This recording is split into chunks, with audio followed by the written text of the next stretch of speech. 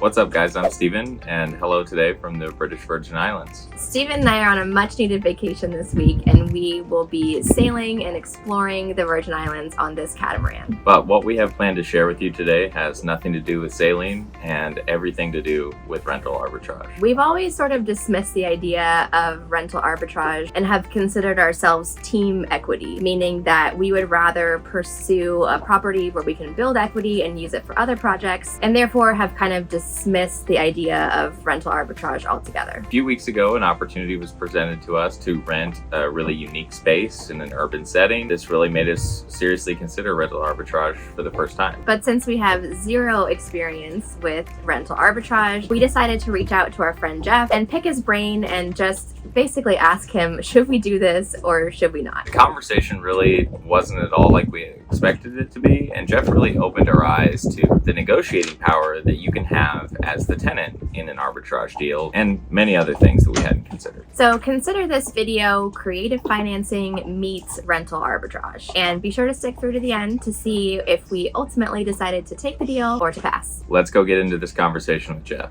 Today, we've got Jeff from Host GPO online. We have been big fans of Host GPO for a long time, but we've actually known Jeff through conferences and learned about his rental arbitrage background. So maybe Jeff, just give us a little intro about your background, what's going on with you now. My background in the vacation rental space, well, before the vacation rental space, I was a lawyer, doing that for a little while, did that for about 3 years, and then started in the vacation rental industry doing arbitrage. 2014, 2015, started with my first arbitrage property, found a little niche in the arbitrage space that I was really excited about. I was working on leasing properties that were waiting to get their entitlements, trying to furnish them and then rent them out during that period. So kind of got into rental arbitrage in an interesting way, grew my vacation rental business from one arbitrage property to 10 to 30. When I got to around 40 or 50, I had a team built out. So I started doing both property management or co-hosting and lease arbitrage. So built that company from over the course of like 6-7 years up to 150 properties. Everything from arbitraging really, really big luxury mansions, $7-10 million homes, and also doing small one-bedroom apartments and doing apartment buildings, a bunch of different types of deals, especially on the arbitrage side, and kind of got to the point where towards the end, it was more look at a property and figure out whether or not I wanted to do it at all. And if I didn't want to do it, did I want to do it as a property management deal? Did I want to do it as an arbitrage deal? Did that for a while and then started Host GPO about 3-4 years ago, which is a buying group for hosts that want to buy furniture and mattresses and linens, etc. And that's kind of my experience in the vacation rental space. A lot to unpack there. So 150 arbitrage units. That's a big feat. That's like nothing to be shy away from. Can you take us back to like the very beginning? One, if people are watching and they have no idea what we're talking about, what is rental arbitrage? And two, tell us about like getting into that first deal. Yeah, no, everybody starts with one property, which is something that I like to remind people of as much as I can. Arbitrage kind of has this, I don't want to say negative connotation, but it means a lot of things in a lot of different industries. At a very, very base level, arbitrage is the difference in prices of something in 2 or more markets. If you think about it in terms of currency exchange arbitrage, right? You might be trying to buy currency and sell currency in different markets at different rates and making money on the price difference between those two things. It's all about the profit between 2 different market prices where a unit's being traded at. In the vacation rental space specifically, arbitrage refers to when you lease a property and you're paying an ongoing lease price. And your hope by furnishing the property and renting it out on a shorter term basis is that you will profit from the arbitrage or the difference between that same home in 2 or more markets. One, as an unfurnished unit that you're renting it on an annual basis. And then the other market is a short-term furnished unit that you're renting it on. So your hope is that over time, you will make a profit by furnishing and renting a unit out on a shorter term basis than you are paying in ongoing rent. We've always been kind of team equity, I guess I would say. We've always been about purchasing, to get that equity used for future deals. So we've never really looked at arbitrage. It's becoming more intriguing to us, especially after hearing your story. The best way to think about this is another tool in your tool chest, being able to understand how to look at a deal this way. It doesn't mean you should do all deals this way. It means if you know how to do this, you can at least analyze a deal or think about if it makes sense to approach it with this tool. There are some really good profits for arbitrage, like in general, as opposed to buying a property and going the equity route, you need less money to start out. It's a really high cash flow business. It's very scalable. Like you can grow it really quickly. It's a really good alternative nowadays, like you're talking about, when interest rates are super high and buying is really expensive. Arbitrage stays the same, as opposed to property management deal, which is again the other alternative really to than buying it and going the equity route. You have more control over a property. That, like, if you're leasing it, then and you're not managing it for a homeowner, you don't have to deal with homeowners. And so, those are some of the reasons why people choose arbitrage over doing traditional property management and co-hosting, or over doing something like an equity deal. Now, there are some downsides too, like you're not building equity, so it's not really a great way on its own to build wealth unless you're really storing away cash as you save it. It's a little bit more of like a temporary business model than like a long-term kind of brand equity play. It can be a slightly higher risk if you're not thinking about it the right way than kind of a traditional property management model in terms of, property management co-hosting is probably the lowest amount of risk. Arbitrage can be higher risk than that. And then, buying a property is probably the most risk, but those are some of the pros and cons when you're thinking about arbitrage. Well, that's a great overview. The reason we reached out is a couple weeks ago, we were driving back from our property in Arizona. My brother-in-law, his brother is a commercial realtor. He called, couldn't take the call because my kids were being animals in the backseat. The only way we could get them to stay quiet was if we had Christmas music like on blast, so we couldn't answer any phone calls. Anyway, we get this voicemail, and he's describing this. He's got a landlord that has a unique unit that kind of doesn't know what to do with because it's not exactly rentable in the, to typical people. We'll get into that in a second. He described this to us, said, hey, would you be interested in hearing more? And we stopped or got home and I got a hold of him and said, yeah, sure. So he provided an intro. This landlord has a building. It's a big historic building in downtown Des Moines, Iowa. His angle is mostly to long-term rented. So he's got, I think, 100 units in the building, all long-term rents. Uniquely, he's got this kind of theater space in the building that is a bit of an oddball. It is a mixed-use building. It has some office space, but this theater space has a bathroom, kind of a side room that someone had set up previously for sleeping, and then it's this big theater room seating for 10 people. It's an odd space that I can see why, as a landlord, you would be like, what the heck do I do with this? For us, we looked at it and saw potential for sort of a unique group stay. And that's what he had been up to before. He'd solicited an operator a few months ago who did operate it for a couple months. And then from what we understand, we don't know much of the story, that operator just kind of disappeared and stopped paying rent and was gone one day. So he contacted us. We don't know a ton about arbitrage. You're one of the foremost experts, so here we are. We just kind of wanted to pick your brain about the deal, how we should go about setting this up and structuring it if we decide to move forward. It's one of those situations where it's super intriguing and exciting for us, and we don't want that to cloud over our better judgment of, actually getting ourselves into a lease situation. Yeah, absolutely. And I feel like this happens a lot with arbitrage deals. They're exciting because the potential upside is very big, but also they tend to be these kind of weirder, oddball scenarios. Yeah, let's dive in. I can tell you out of the gate, there's a few things just from kind of your preliminary intro there. There's a couple things that pop up in my mind as, I don't want to say red flags, but, maybe points of concern.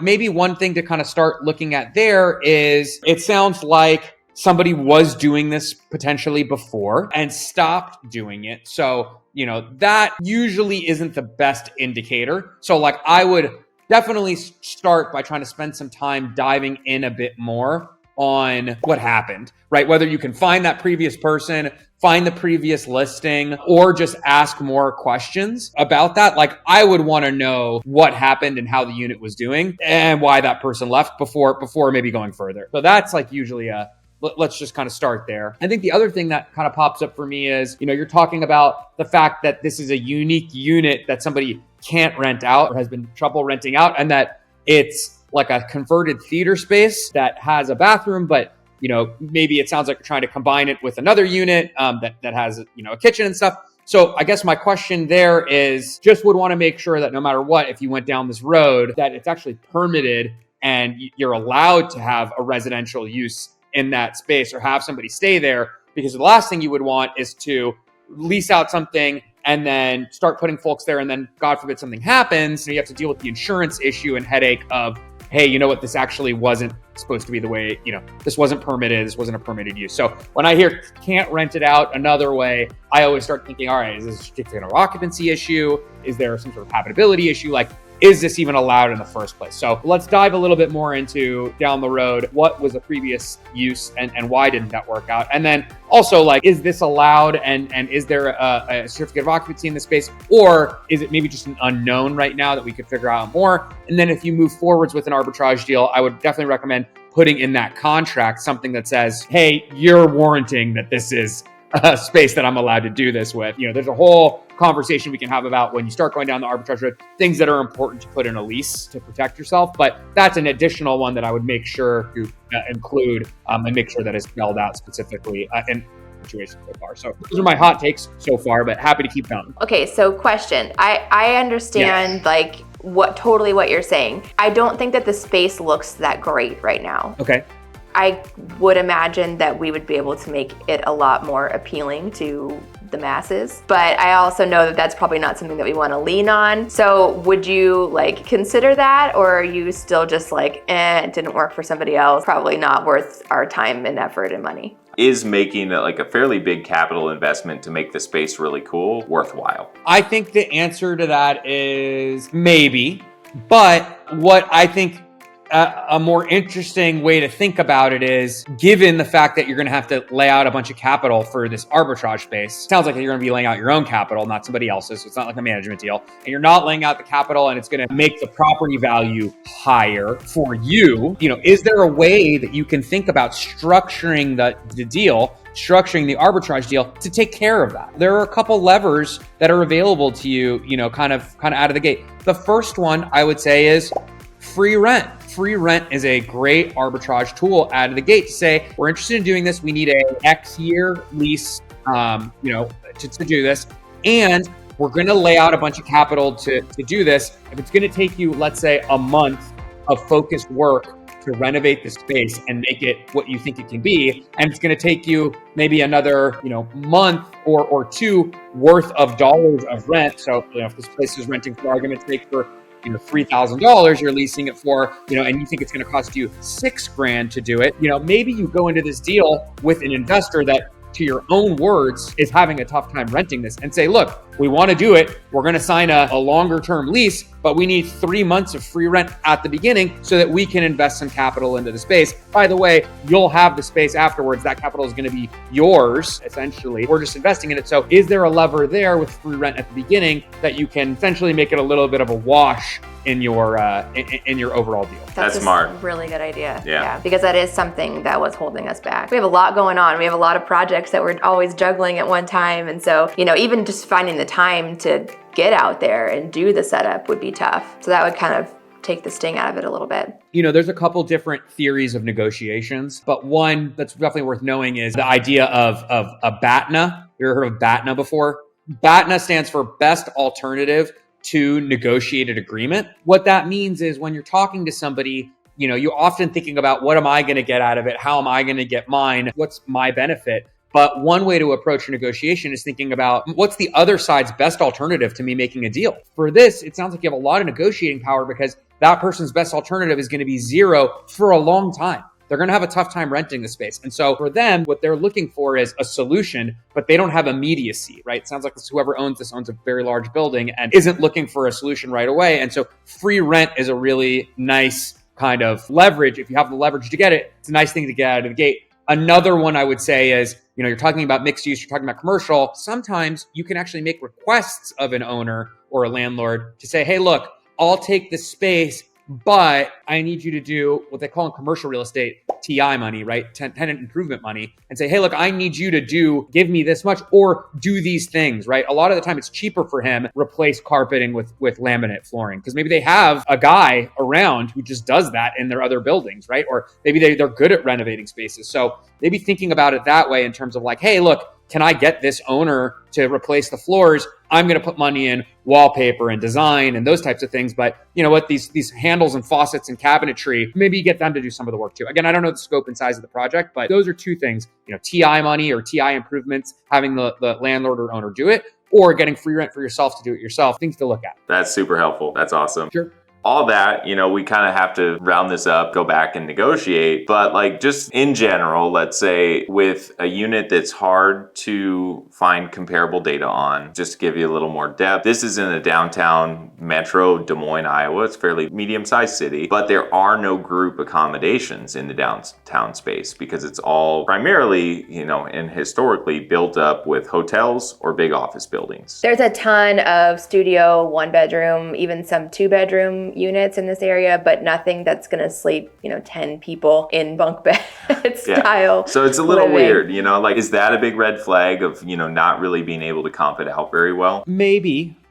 I would say, look, if there's no immediate comps, I think, looking at things like closest comps, so maybe not in downtown, maybe something outside, looking at alternative pricing. So is there hotel pricing and what can you gain from that? Comping it out against long-term alternative rents. Make sure that the rent that you're going to pay is commensurate or on par with something that, let's say it's a 2-bedroom, but it's a unique 2-bedroom, and its total amount of square footage, like what is the equivalent long-term rent for a 2-bedroom with the same amount of square footage in downtown? And then I think also looking at other markets, right? If it's not in Des Moines, is there another similar market similar to Des Moines where you can find in a downtown metropolitan area something that's a group accommodation? Just because there's no comps doesn't mean it's not a good idea. It could mean the opposite. It could mean it's a great idea and that people really want it. Ultimately, you guys are going to know the market better than anybody else. And so if you think people would want to stay there and that it would make sense, then I would certainly focus on that. But again, it sounds like you're going down the road of a bunch of bunk beds in one kind of communal room, definitely catered to one specific type of booker. Sounds like kind of bachelor parties or kind of, families that are willing to stay in those types of accommodations, which is fine. But, our bachelor party is going to want to stay in downtown Des Moines. Is that where they're going to want to stay? Is a family going to want to stay there, right? I think that looking at alternative accommodations and what it would cost for somebody to do that in whatever capacity that is, if it's saying, hey, if they had to get 3 4-bedroom hotel rooms or 3, 4-bed hotel rooms, what would that comp out to? And you can look at those types of things as well. That all makes sense. A lot to take in here. You mentioned agreements a minute ago. What kind of specifics as, an arbitrage lessee? I know there's probably a lot, but like what kind of bullet points should we be, adamant about being in a lease agreement? Yeah, so there's a couple things that I would look at, right out of the gate. For you guys specifically, you're also talking about putting a bunch of bunk beds into a single room. For me, who's been in regulated markets like Los Angeles for a long time, there are certainly worries about, even if that's okay now, there could be changes, regulation, and that's a really common regulatory thing, right? They come in, they say, okay, you're allowed to do it. You're allowed to do short-term rentals. You can only accommodate, so for example, in Los Angeles, it's 2 individuals per room. That's a concern. So put aside the fact that you're going to put on the landlord, hey, that I'm allowed to do this. This is the use that I'm going to have and you're okay with it. I would also make sure to put in something that's like almost like an exit clause or an escape clause that says, hey, if anything changes over the term of this lease, I can get out. If regulations change and I'm no longer able to book this out for less than 30 days, or what the use that we have is deemed to be not a habitable type of use, then I would say I can break the lease and move out. So those types of exit clauses are super important. I also think you have a very friendly relationship with the landlord in this scenario. So I would say maybe a unique deal thing you would be able to do here is, and this is something you can really only do, I think, easily with somebody you're close with, is say, hey, look, I want a longer term lease here, right? That benefits you to the extent that what you don't want to do is say, hey, you know what? I'm going to sign a 1-year lease here. I'm about to spend 10 grand updating the space. It's going to take me 2 to 3 months to get the bookings up to where they should be, get reviews and all that stuff. And then year 1 comes to the close. And all of a sudden this landlord says, you know what? I actually want to take it back. I have somebody else who wants to pay me more. They're going to do something different. They're going to open a coffee shop in it, whatever it is, and they're going to say they want it back. And you've already spent this time. So you do want to focus on making a longer term lease if you can. But one great tool here are lease options. Because on the one hand, you could go in and say, hey, look, I want a 5-year lease. But the other thing you could do is you could say, hey, look, I want to come in, I want to lease it for 1 year, and I want 2-year options. And I'll tell you 30 days before the end of the lease that I want to exercise my option to take another 2 years. It's on my election that if at the end of this year, I can choose if I want it. If I don't want it, I'm just going to give it back to you. I'm not locked into the lease. I have the option to say, I want to keep it longer. So lease options are really, really great in lease arbitrage. So I'd encourage you to look at those here. And then, I think there are other things that are important to include. Like I said, not just they're warranting that they have the certificate of occupancy and all those things, but also that they are okay with the fact that you're doing short-term rentals here, that they understand that any profit that you make from doing a short-term rental is going to be yours and not theirs to split, right? You're renting a commercial space, and in some states, there's regulations that talk about, if you're going to rent a commercial space and then sublease it, the landlord is actually entitled to the profits above the lease, right? They wouldn't do that here. It's a closed thing, but those are the types of things that get important to start thinking about. High level exit clauses, the ability to do lease options and extensions, and the fact that they're allowing you to do short-term rentals. Those are probably the three most important ones. If we're being totally honest, we've been thinking about this, over the past week since we've, talked to you about doing this video. And I think in this past week, we've been leaning more towards the pass, like not doing this deal just because of those red flags, but bringing in some of these other options with the structuring of the deal and especially like the free rent, that makes it a little more intriguing. We could at least go and pull all the levers that we needed to pull to make us feel comfortable. If the guy says no, he says no. I think we've had a mindset of this is the lease price, this is what it is, and forgetting that we have a lot of the power in this situation. I think it's super interesting. I mean, look, it sounds like it's kind of a weird property that's unique and potentially could be exciting, but not knowing anything more, I'm curious to ask you guys, why haven't you thought about doing this as a property management deal?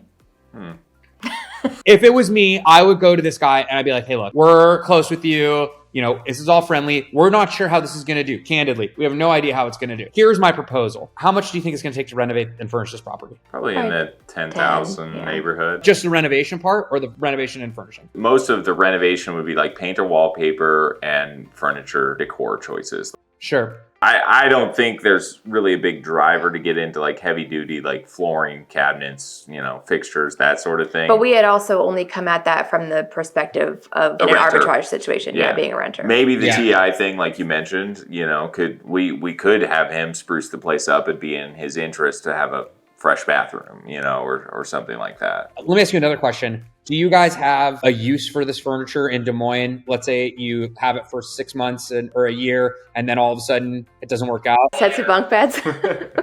Yeah, exactly. Probably just have to sell it, right? Probably. Yeah, we would. I mean, we have a house there, but I don't really want 5 sets of bunk beds in that house anyways. Do you think he has a use for 5 sets of bunk beds, owner of the property? You think he'd want him in there? Maybe. I mean, it sounds maybe with 100 units, maybe. Yeah, he would some that are furnished. I feel like I need to be taking notes. We got it on video. I'd go to him with this deal. I'd say, hey, look, this could be really great. We could make a lot of money here, but I'm not totally sure what's going to happen. We want to do it because we're curious and we're learning and we're educators and influencers in the space. And we think it would be a unique opportunity to learn more. And we're willing to invest time in doing this. Here's the deal I'm proposing. We're going to spend $10,000 updating and upgrading this property. We're going to paint the walls. We're going to blah, blah, blah. We're going to do this ourselves. Then we're going to list it for rent. We're going to pay you 80% of the rent every month, and we're going to keep 20% as our management fee to run it, list it, deal with the guests, message them, etc. We think we're going to make around $4,000 a month, whatever you think the actual comp is. And then I would say we're going to invest the $10,000 out of the gate ourselves, but we're going to recoup however much we spend, the 10 grand. We're going to recoup 100% of the bookings until we pay ourselves back. Gotcha. Yeah. That's clever. Yeah. And then you tell them, look, once it's done, you keep everything. If we decide not to do this anymore, we're going to have a multiple year management deal or whatever. You can be month to month.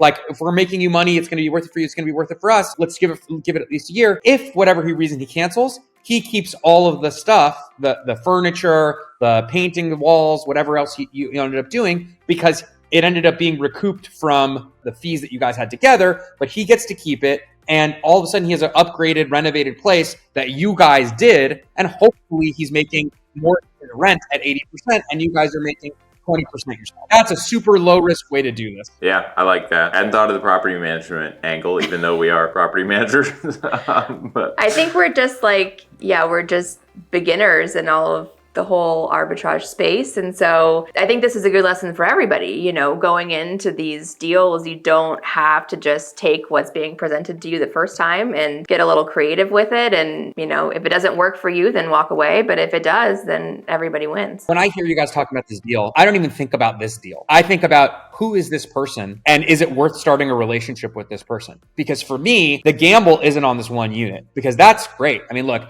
if all of a sudden you're renting it for $4,000 a month and you're making $800 a month with zero risk other than the time that you put in, that's a nice little cash flowing project that was fun. But ultimately making $800 a month is, it's good, but it's not great. It's not going to change your life. But what could is, if there's 100 units in this building and you do well on this first one, all of a sudden you could start managing short-term rentals on 10, 20 of the other units. Or if you go down the lease arbitrage route, you can make a deal where you're leasing all of the units as they come up. I think about it more in terms of like, what's the relationship here? Can I bring value to them that they're not going to get on their own? Can I get value enough for myself that this is going to be worth my time? And as long as you're upfront and transparent about it, and you're not trying to screw over the landlord by secretly Airbnb-ing the place behind his back, you're starting to build a more complex real estate relationship with somebody that can be really fruitful in the long run. This has all been just eye-opening, Jeff. Thank you so much. Of course. I'm manifesting. I said, when we do this deal, if we do this deal, I know that we will be taking advantage of all of the discounts that Host GPO has to offer. So for people at home who have not found the amazing Host GPO website, can you tell us a bit about it? Yeah, of course.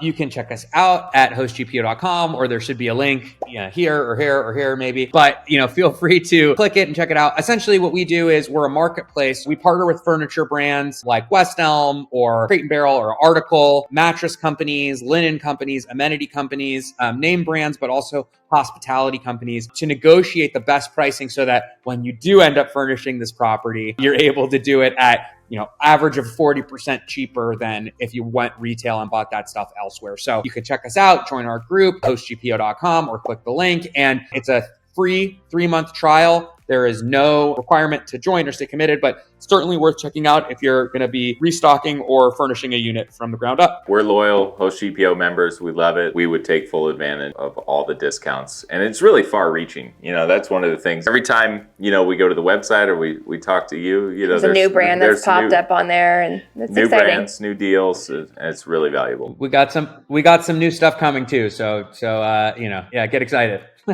Can't wait to see those. All right. Well, thank you again. Cool. We appreciate your time. Of course. Do you want to let people know where they can find you or Host GPO on socials? At Host GPO everywhere. So that's HOST, and then GPO for group purchasing organization. So Host, like a short-term rental host, Host GPO on all things social and website related. Wonderful. Awesome. You're the best, Jeff. We really appreciate your time, and thanks so much for doing this for us. We'll let you know how it goes. Yeah, please do.